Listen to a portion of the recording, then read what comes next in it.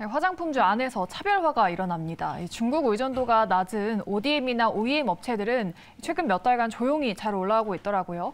잉글우드랩, 아이패밀리 SC 등이 그것인데요. 그중에서 오늘 리포트가 나오면서 제일 강하게 올랐던 코스메카 코리아 두 분의 의견 들어보도록 하겠습니다. 내일 주가 과연 상승일까요? Yes or No로 보도록 하죠. 네, 두 분 다 yes 주셨습니다. 은근히 좀 남자분들이 화장품주나 미용 의료기기 종목들을 좀 좋아하시는 것 같아요. 그만큼 이쪽 업황이 좋아지고 있다는 거겠죠?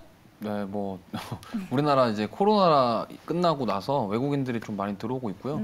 실적에 대한 부분들 그런 것들이 지금 서서히 나오고 있기 때문에 지금 그런 것들을 봤을 때 실적 모멘텀이 있고 경기 둔화랑 이런 이슈가 있는 상황에서도 불구하고 실적이 받쳐주는 기업 그런 것들 그런 섹터들이 저는 좋다고 보고 있고 아무래도 그래서 화장품 주주를 좀 많이 선호하시는 건 아닌가 이렇게 생각하고 있습니다. 지난달에 코스맥스로 이미 수익을 내주셨었는데 네. 코스메카 코리아 같은 화장품주 지금 접근도 유효할까요? 네, 저 코스맥스도 말씀드렸지만 저번에도 말씀드린 제이오 같은 종목도 그렇고요. 제이오가 아니죠. 다른 거였죠. 클리오였죠. 네. 어쨌든 예. 클리오 같은 종목도 그렇고 저는 지금 화장품 관련주를 좋게 보고 있습니다. 왜냐하면 지금 어쨌든 주가로 잘 오르고 있긴 하지만 지금 주가가 올라가는데 지금 최근 같은 시장에서는 이유가 분명히 있습니다. 물론 단순한 기대감으로 오르는 거는 이렇게 에코프로부터 시작해서 지금 한미반도체 그러니까 최소 300%, 400% 가는 종목들 특징을 보시면 그냥 단순 기대감으로 이렇게 올라가지 못합니다. 분명히 지금 실적이 나오고 리포트가 나오고 어떠한 눈에 보이는 성과가 있을 때 지금 주가들이 이렇게 올라가거든요. 그렇기 때문에 지금 화장품주들 저는 이제 출발하는 단계라고 생각하고 있고 충분히 추가 상승 나올 수 있다 좀 이렇게 보고 있습니다. 네, 알겠습니다. 코스메카 코리아 두 분 다 예스 의견 주셨다는 점 참고를 해보도록 하겠고요. 다음 종목으로 상장 전부터 뜨거웠던 필에너지 보도록 하겠습니다. 상장한 첫날에는 이번 달 상장한 종목들이 좀 그랬듯이 급등을 했다가 어제는 12 물량 우려에 또 급락을 했습니다. 그런데 오늘은 그 우려를 딛고 급등이 나왔는데요. 과연 더 갈 수 있을까요? 필에너지에 대해서는 두 분 의견이 갈렸습니다. 필에너지 이러한 우려를 딛고도 오늘 급등이 나왔는데 이걸 이어갈 수 있을까요? 저는 사실 이제 필에너지가 하고 있는 사업성 자체는 굉장히 좀 좋다고 생각을 하고 있거든요. 그러니까 기술력이 그렇게 좀 떨어지는 회사는 아닙니다.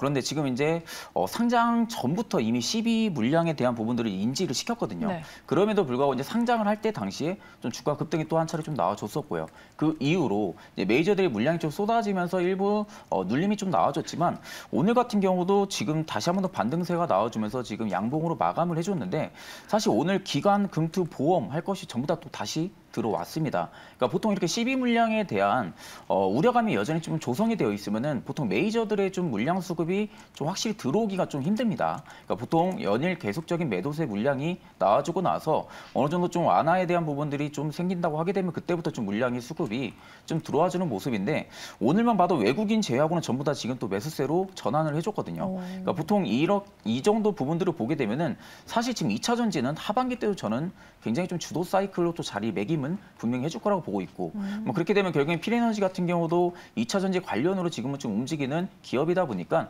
같은 좀 기대 수급은 분명히 좀 살아날 가능성은 좀 크다고 보고 있습니다.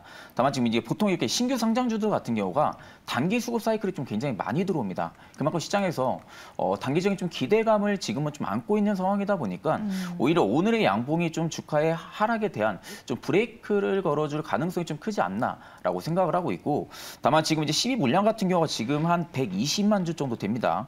이게 지금 유통 주식수 대비하면은 45% 정도에 육박하는 물량 수준인데 일단은 이제 이후에 좀 횡보 부분들을 조금 더 살펴는 봐야겠지만 일단 이 부분에 관련해 가지고는 어느 정도 좋은 기업이라는 점은 좀 인지를 하시면서 12 물량이 좀 어떤 식으로 좀 대응을 할지에 대한 부분들은 적절하게 좀 대응 관점을 잡아 나가신다고 하게 되면은 단기간에 좀 수익도 엉겨주지 않을까 그렇게 생각을 하고 있습니다.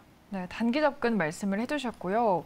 본부장님은 노의견을 주셨는데 이번 주에 센서뷰냐 와이랩 같은 종목들이 상장을 하거든요. 차라리 그 종목들을 보는 건 어떨까요? 그러니까 지금 신규 상장주가 다 좋은데 그러니까요. 변동성이 너무 큽니다. 첫날에도 급등이 나오니까. 그러니까 첫날도 변동성 자체가 너무 크기 때문에 이게 사실 개인 투자자분들께서 좀 만약에 비중을 싣고 트레이딩을 하시는 경우에는 버티기가 사실 쉽지가 않거든요.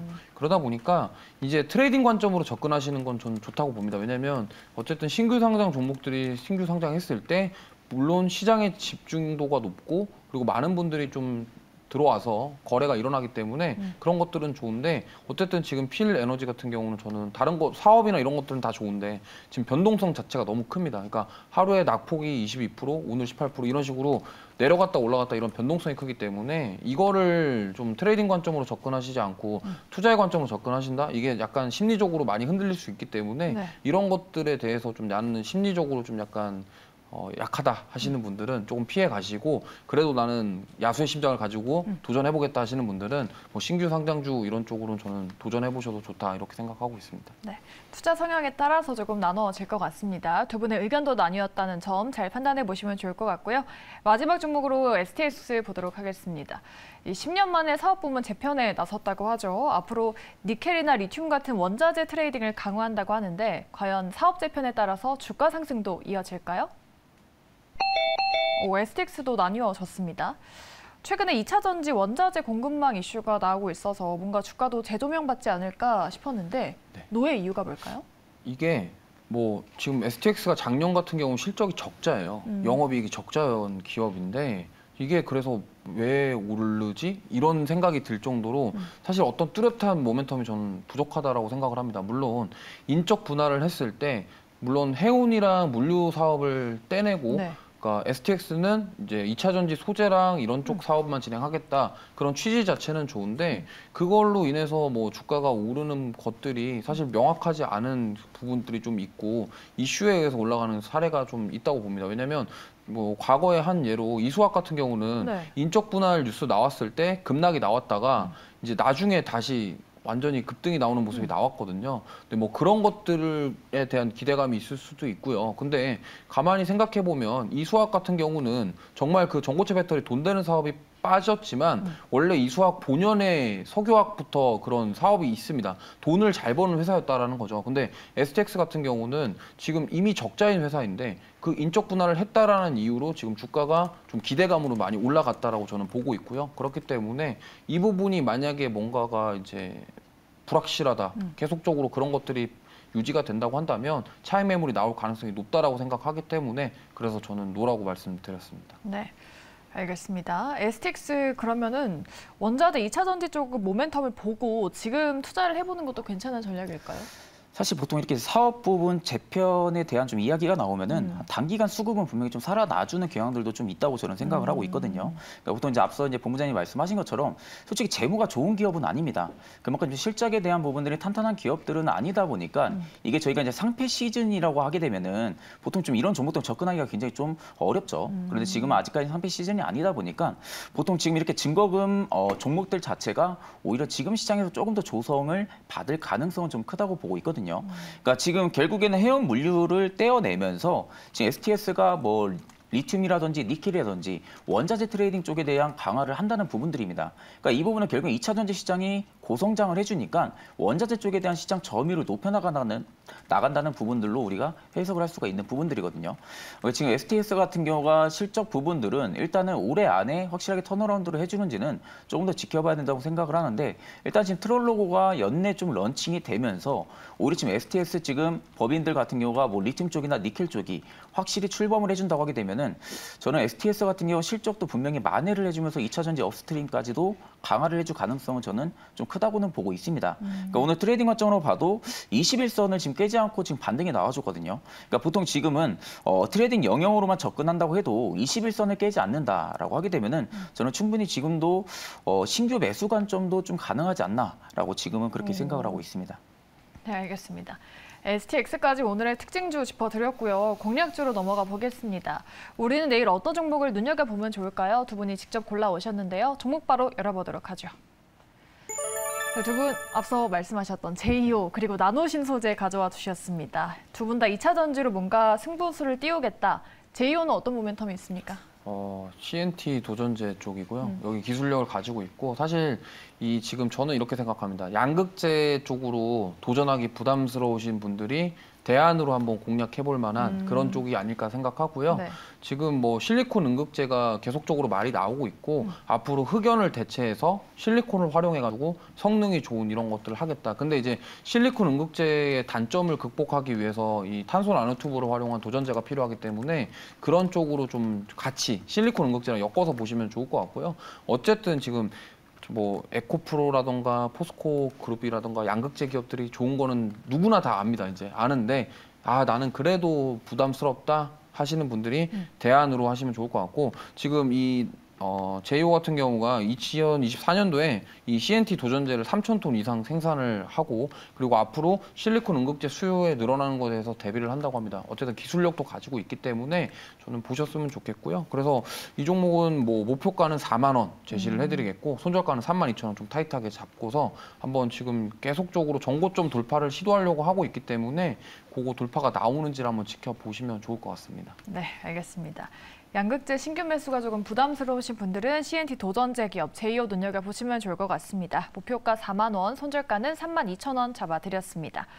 우리 팀장님은 나노신소재를 가져와 주셨어요. 네네. 잠잠하다가 또 오늘 급등이 나왔네요. 네, 본부장님과 같이 종목 보는 뷰가 비슷한 것 같아요. 마지막 거는. 예. 저도 결국에는 실리콘 응급제 쪽입니다. 그러니까 지금 뭐 양극재 좋은 건 누구나 다 알고 있는 사실이고 지금 양극재가 또 많이 갔던 것도 누구나 다 알고 있는 사실이죠. 다만 지금 하반기 때 좀 양극재에 대한 장기 공급 계약 물량에 대한 부분들이 또 확대가 된다고 하게 되면은 저는 실리콘 응급제 쪽도 장기 공급 계약에 대한 모멘텀이 좀 활성화가 될 가능성이 좀 크다고 보고 있습니다. 그러면 결국에 나노신 소재 같은 경우가 오늘의 양봉이 나와준 부분들도 이평이 밀집을 해준 구간에서 수렵이 되면서 정확하게 좀 양봉이 나와줬거든요. 그러니까 지금은 결국에는 실리콘 응급제 차종이 증가를 해주면서 탄소 나노튜브에 대한 수요가 증가를 해줄 거라는 기대감이 지금은 조금은 조성이 될 시기이지 않나라고 생각을 하고 있고 일단은 올해 말까지도 지금 미국이나 유럽, 일본 쪽에서도 지금 CNT 도전제의 신규 캐파까지도 모멘텀이 여전히 좀 남아있는 상황이다 보니까 올해 내내 좀 가지고 가셔도 저는 좀 좋은 결과를 좀 내비칠 거라고 생각을 하고 있습니다. 그래서 목표가 같은 경우는 16만 2천 원대가 좀 매물이 좀 다소 두꺼운 구간이다 보니까 16만 2천 원을 정확하게 물량 소화를 해준다고 하게 되면은 앞전 전고 라인 때까지도 충분히 상승 여력은 좀 살아있다라는 관점으로 좀 말씀을 드리고요. 손절가 같은 경우는 13만 원대를 말씀을 드리겠습니다. 네, 알겠습니다. 나노신소재 목표가 16만 2천 원 말씀을 해드렸습니다. 두 분 처음 만났을 때 궁합이 좀 안 맞다고 했더니 그걸 좀 기억을 하고 계셨나 봐요. 두 분의 오늘 궁합은 굿이었습니다. 네, 그만큼 두 분의 종목 수익도 기대를 많이 해보도록 하겠고요. 두 분은 여기서 보내드리도록 할게요. 지금까지 최진욱 팀장 그리고 이주호 본부장 수고해 주셨습니다. 두 분 오늘 말씀 고맙습니다.